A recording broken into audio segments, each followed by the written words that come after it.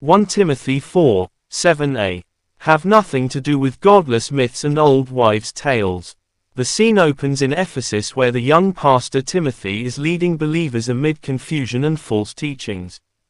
The Apostle Paul writes with urgency, warning him to avoid distractions. These myths represent teachings that sound spiritual but lack divine truth. Paul's instruction is clear: discernment is necessary. Not every teaching that appears religious carries the Spirit of God. Believers must filter everything through sound doctrine. This verse challenges modern believers as well: avoid spiritual trends, speculative teachings, and cultural philosophies that contradict Scripture. 1 Timothy 4:7b. Rather, train yourself to be godly. Paul shifts from warning to instruction. The word, train, comes from athletic discipline.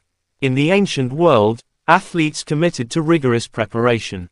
Godliness is not accidental. It requires intentional spiritual exercise, prayer, scripture study, obedience, and consistent fellowship. Paul reminds Timothy that spiritual maturity develops through daily discipline. Just as muscles grow through resistance, faith grows through practice. 1 Timothy 4:8a. For physical training is of some value. Paul does not dismiss physical discipline. He acknowledges its benefit. The body matters. Strength and health have value in this life. However, physical fitness is temporary. It benefits earthly life but cannot extend into eternity. The balance is important. The body is a temple, but it is not eternal.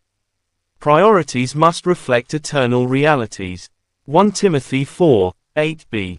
But godliness has value for all things, holding promise for both the present life and the life to come. This is the heart of Paul's message. Godliness carries both present and eternal reward. It shapes character, brings peace, wisdom, and divine favor in this life. But beyond this life, it prepares believers for eternity. While physical strength fades, spiritual formation endures. Godliness aligns us with heaven's purpose. Paul reminds Timothy, and every believer, that eternal investment outweighs temporary gain. The message of 1 Timothy 4:7-8 speaks directly to modern believers.